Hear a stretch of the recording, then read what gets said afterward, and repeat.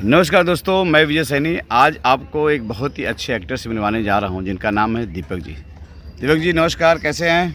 मैं बिल्कुल ठीक हूँ सर। और मैं क्या नाम है, अच्छा हूँ या ये सब आप लोगों की दुआएं हैं। और सबसे अच्छी बात तो ये है कि आपके साथ काम करके मुझे बेहद खुशी हो रही है और बहुत कुछ आपसे सीखने को मिल रहा है। और आपका जो ट्रेनिंग स्कूल है उस पर काफ़ी लोग वहाँ से ट्रेंड होकर के जो है निकले हैं।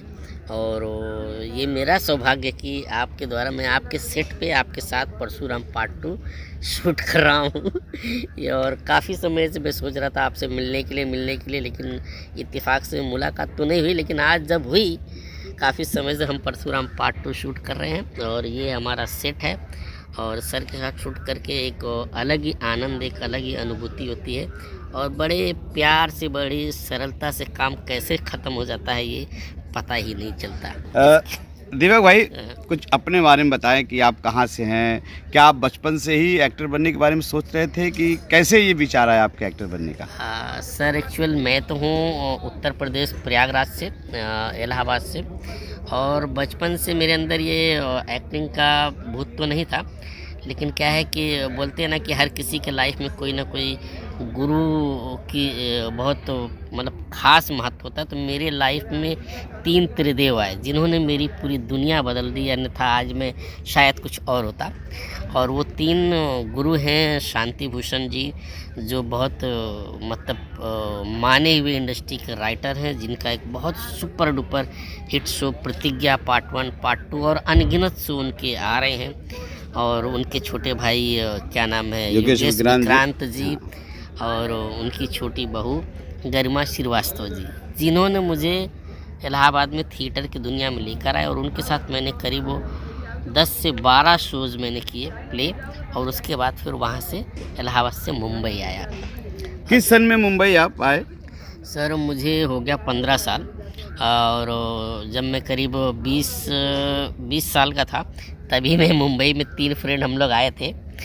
बट इत्तेफाक से 2-3 साल तक मेरे फ्रेंड बेचारे स्ट्रगल किए, बट उन्हें सफलता नहीं मिल पाई किसी कारणवश, तो उन्हें वापस जाना पड़ा। लेकिन मुझे आप लोगों के आशीर्वाद से, और कहते हैं ना कि यहाँ मुंबई माता अगर चाहें तो जिसे रोकना है वो रोकती हैं, और जिसे नहीं रोकना है तो वो नहीं रुक सकता। तो उनका आशीर्वाद और आप सभी गुरु लोगों का खास आशीर्वाद मेरे सर पे है, इसके लिए मुंबई में कहीं ना कहीं वर्क मेरा चलता है। अच्छा दीपक बाबू, 15 साल पहले की इंडस्ट्री और अब की इंडस्ट्री में कुछ फ़र्क महसूस हो रहा है क्या? सर 15 साल पहले की इंडस्ट्री और अब की इंडस्ट्री में ज़मीन आसमान का फ़र्क हो गया है सर। जैसे 15 साल, मैं ये मानता हूँ कि 15 साल पहले स्ट्रगल बहुत ज़्यादा था।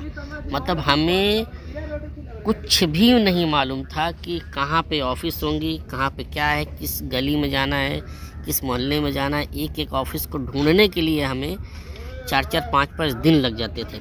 और हम लोग सर इतने इकट्ठे फ़ोटो खिंचवाते थे, 10-10 15-15 कॉपियाँ। और उन 15 कॉपियों को खिंचवा करके उस फ़ोटो के पीछे अपनी पूरी डिटेल लिखते थे। ये मेरा नाम, ये मेरा एड्रेस, ये मेरा फ़ोन नंबर, ये ऐसा और ये काम किया। और आपको रियली बताऊँ, सबसे ज़्यादा दुख तब होता था जब हम लोग 15-15 20-20 कॉपी ऐसे पंच करके उस पर लिखते थे दिन रात। और लिखने के बाद किसी ऑफिस में पहुंच के कास्टिंग डायरेक्टर को जब देते थे, और कास्टिंग डायरेक्टर वो फ़ोटो तो ले लेता था हमारे 250-300 के, और लेते ही उसके शब्दों से पहला उसके मुख से ये निकलता था कि सॉरी, अभी आपके लिए कुछ नहीं है, कुछ होगा तो बताएंगे।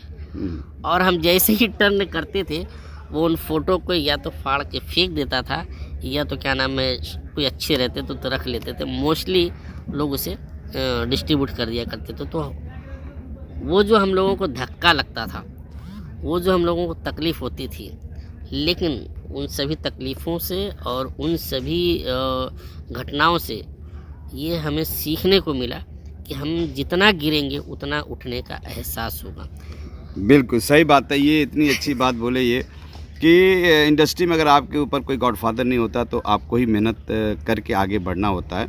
और इंडस्ट्री में रिलेशन बहुत महत्वपूर्ण है। काम तो, टैलेंट तो मायने रखते, जैसे मैं डायरेक्टर हूँ, आप एक्टर हैं, सबके लिए काम है, ऐसा नहीं है। और जो भी लोग इस इंडस्ट्री में आना चाहते हैं आएँ बहुत सच्चे मन से, लेकिन मेहनत करके आएँ। जी आजकल के एक्टर मेहनत नहीं करते हैं। कहीं मतलब जैसे अगर हम बोलते हैं कि हम डायरेक्टर अगर बने, अगर आप एक्टर बने, आपने बोला थिएटर किया, जैसे मैंने भी 6-7 साल एज ए असिस्टेंट काम किया। जी तो आजकल के जो नौजवान जो इस फील्ड में आना चाहते हैं एक्टर, उनके लिए कुछ कहना चाहेंगे आप?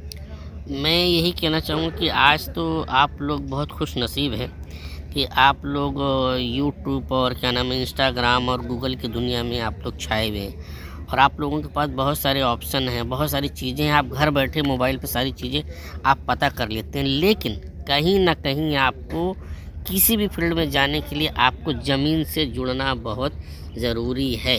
अगर आप ज़मीन से नहीं जुड़ेंगे, अगर आप एक्टिंग फील्ड में आ रहे हैं और अगर आपने एक्टिंग का कोर्स नहीं किया और अगर कोर्स किया और सच्चे मन से नहीं किया तो फिर आपका सीखने का और कोई मतलब नहीं रह जाता। तो मेरा ये मानना है कि आप कोई भी फील्ड में जाइए तो उसको ईमानदारी, आप अपने आप से ईमानदारी कीजिए।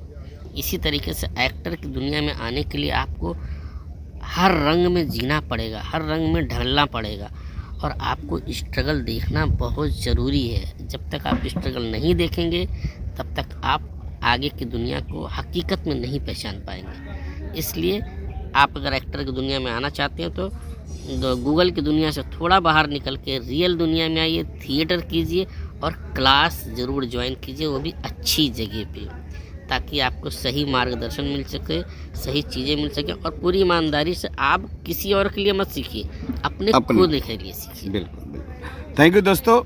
तो दीपक बाबू ने बहुत अच्छी बातें बताई। बस आप लोग भी अगर इस फील्ड में आना चाहते हैं तो पूर्ण तैयारी से आए, अच्छी तैयारी से आए। थैंक यू दीपक बाबू, थैंक यू दोस्तों। Thank you so much sir. और एक बार मैं फिर से कहना चाहूँगा कि हमारे सर की एक्टिंग क्लास है और आप सभी अगर आप लोगों को ज़रा भी मौका मिले तो आप सर से कांटेक्ट कीजिए और 3 महीने का कोर्स होता है, आप वो एक बार कोर्स अवश्य कीजिए। थैंक यू दोस्तों, थैंक यू।